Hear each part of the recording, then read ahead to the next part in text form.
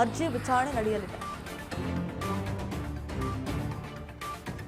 ತಮಿಳುನಾಡಿಗೆ ಕೆಆರ್ಎಸ್ನಿಂದ ನೀರು ಬಿಡುಗಡೆ ವಿಚಾರಕ್ಕೆ ಸಂಬಂಧಪಟ್ಟಂತೆ ನೀರು ಬಿಡುಗಡೆ ಖಂಡಿಸಿ ಮಂಡ್ಯದಲ್ಲಿ ಪ್ರತಿಭಟನೆಯನ್ನ ಮಾಡುತ್ತಿದ್ದಾರೆ. ಮಂಡ್ಯದ ಸಂಜಯ್ ವೃತ್ತದಲ್ಲಿ ಕರವೆಯಿಂದ ಪ್ರೊಟೆಸ್ಟ್ ಮೇಲೆ ಪ್ರೊಟೆಸ್ಟ್ ಇದೆ. ನಮ್ಮಲ್ಲಿ ಮಳೆಯ ವಾತಾವರಣ ಇಲ್ಲ, ತಮಿಳುನಾಡಿಗೆ ಮುಂದೆ ಮಳೆ ಬರುತ್ತೆ, ಈಗ ಅವರಿಗೆ ನೀರು ಬಿಟ್ರೆ ನಮಗತಿ ಏನು?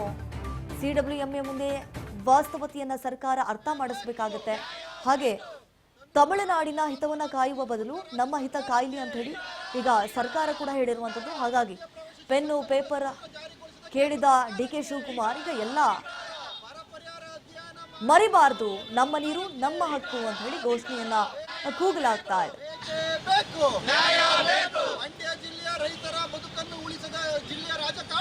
ಕಾವೇರಿ ನೀರು ನಿರ್ವಹಣಾ ಮಂಡಳಿ ಏನಿದೆ ತೀರ್ಪು ಯಾವಾಗ್ಲೂ ತಮಿಳುನಾಡು ಪರನೇ ಬರ್ತಾ ಇದೆ. ನಮ್ಮ ಪರವಾಗಿ ಯಾಕೆ ಬರ್ತಾ ಇಲ್ಲ? ನಮ್ಮ ಲಾಯರ್ಗಳೇನು ವಾದ ಮಾಡ್ತಾ ಇಲ್ವಾ ಅನ್ನೋವಂಥದ್ದು ನಮ್ಮ ಪ್ರಶ್ನೆ. ಮತ್ತು ಜಲನೀತಿ ಅಂತ ಹೇಳ್ತಾರೆ, ನಮಗೆ ನದಿ ಜೋಡಣೆ ಮಾಡ್ತೀವಿ ಅಂತ ಅನ್ನೋದನ್ನ ಬರೀ ಪತ್ರಿಕೆಗಳಲ್ಲಿ ಮೀಡಿಯಾದಲ್ಲಿ ಮಾತ್ರ ಕೇಳ್ತಾ ಇದ್ದೀವಿ. ನಾವು ನದಿ ಜೋಡಣೆ ಮಾಡೋಕ್ಕೆ ಕೇಂದ್ರ ಸರ್ಕಾರಕ್ಕೆ ಆಗಲ್ವಾ ಅಥವಾ ಆಗುತ್ತಾ? ಅದನ್ನು ಕರೆಕ್ಟಾಗಿ ಹೇಳಬೇಕು.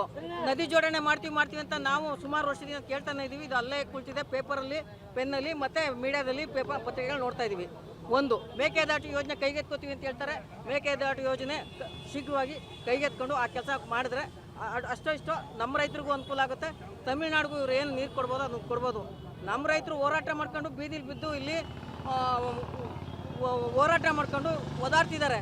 ಅಲ್ಲಿ ಆರಾಮಾಗಿ ತಮಿಳುನಾಡು ರಾಜ್ಯ ಸರ್ಕಾರ